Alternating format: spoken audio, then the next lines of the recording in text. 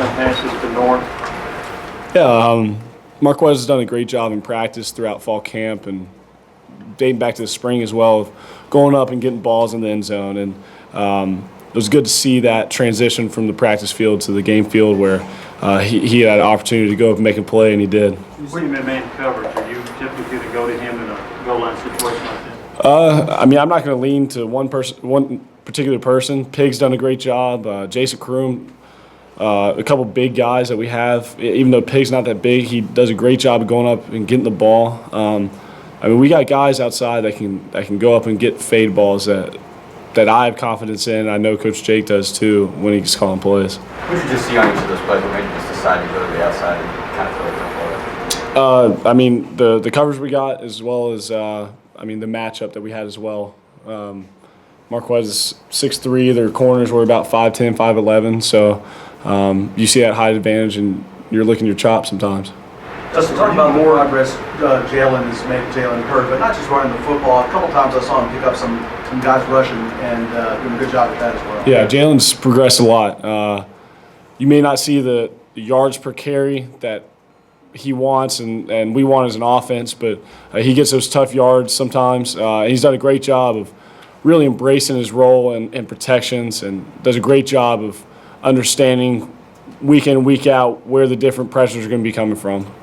Justin, are you more inclined this year than last to trust one of your receivers, whether it's Marquez or Pig, just to make a play like that? Maybe not, I don't want to say irresponsible, but more aggressive. Right, yeah, of course. I think they've proven themselves in practice, and we have more chemistry now as well, so that builds my faith in them, and they've done a great job of, like I said, going up and getting balls in practice. So I'm a little more inclined to give them an opportunity. You actually have to see when like a guy like Marquez makes a play like he did against South Carolina last year. When that happens out here in the stadium, are you more inclined to say, hey, I'm just going to chuck it and see what he does? Yeah, and I mean, we know we have big guys that can go up and get the ball, and him going out and proving that last year, as well as some of these other guys, it helps a lot.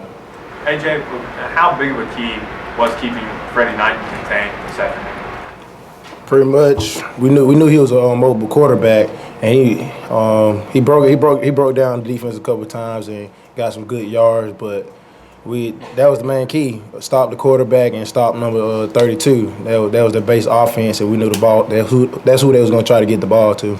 A.J., you also did a really good job defensively on third down again. What's been the key there?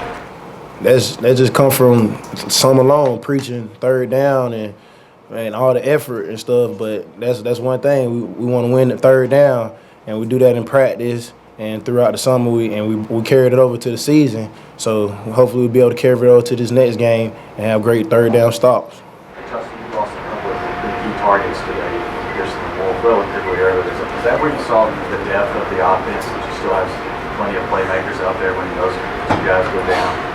Yeah, having those two guys go down definitely hurts throughout the course of that game, and I don't know the extent of them, but however long it may last. But being able to have guys come in and make plays as well, that we're not lacking the skill level anymore. It shows the recruiting that Coach Jones has done and the type of guys we have on this team now. How much should this team be tested in some adverse situations with what you guys have coming up?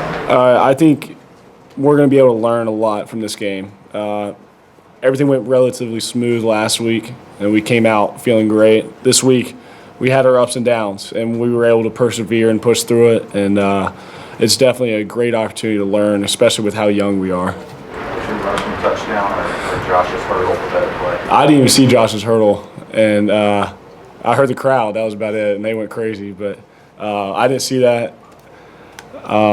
Points are always good, but I guess we'll watch it on film. What did you see on your touchdown run? They gave us a funky look, one we weren't expecting. We were on the 5-yard line. We weren't expecting the look they gave us. So the play call we had wasn't great against it, and it was more of a make something out of nothing play. I was really just trying to get back to the line of scrimmage so we didn't have a negative yardage play on the 5-yard line, and ended up squeezing through for the touchdown. Justin, can you just speak to your all's third down efficiency, especially in the first half? What do you think the key was, and how much better is it than it has been in the past? Oh, I think the past 2 weeks we've had pretty solid third down efficiency. I think it goes to our third down game plan, being able to understand what we're getting on third downs, and Coach Jake's done a great job of getting us in the right situation and the right play call, and we've gone out and executed. We haven't been in too many second and long down and distances either, which has helped a lot. That makes 3rd and 5 a little more reasonable than 3rd and 12 as well.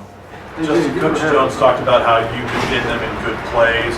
Just how much freedom do you have at the line of scrimmage to change plays and do what you see, what you think is best? There's certain play calls where I have freedom to check away from a blitz or things like that. I don't know a percentage of our offense that I can tell you that I can check out of, but we have our plays that we know we don't like against a certain pressure or a certain front, so I have the freedom to check out of that. And the more my knowledge base grows, the more we're able to do that. A.J., have you ever had an offensive player try to hurdle you, and if so, what happened? Nah, I think I'm a little too tall for somebody to try to do that. I don't think nobody want to try to do that. It's going to be an ugly sight. Yeah, don't do that. Take 2 more. A.J., when y'all were up, I guess, 31-12 there midway through the third, and then is it disappointing that the game just didn't kind of get wider and wider from there, that y'all kind of, for both guys, that y'all let them back in a little bit there toward the end? I want to say disappointing. You got ups and downs in the game, and we fought through. At the end of the game, the defense came up with 2, 3 and outs, and that was key just to close the game. So we can't come out a little more ready in the second half, but we learned from that, so we're gonna build on that and get better. I think you saw us play complementary football. Offense sputtered a little bit in the second half, especially late in the third, early fourth. But the defense did a great job of stepping up, getting us some key stops and getting us back to football. Like A.J. said, I don't think it's disappointing to see how the game ended, but it's definitely something we can learn from.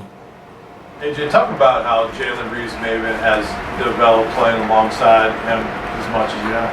Man, he out there balling. He making plays, tackle here and there. And I was like, hey, just keep eating. It ain't much I can say. He came in as a starter, and he doing the right thing, making plays.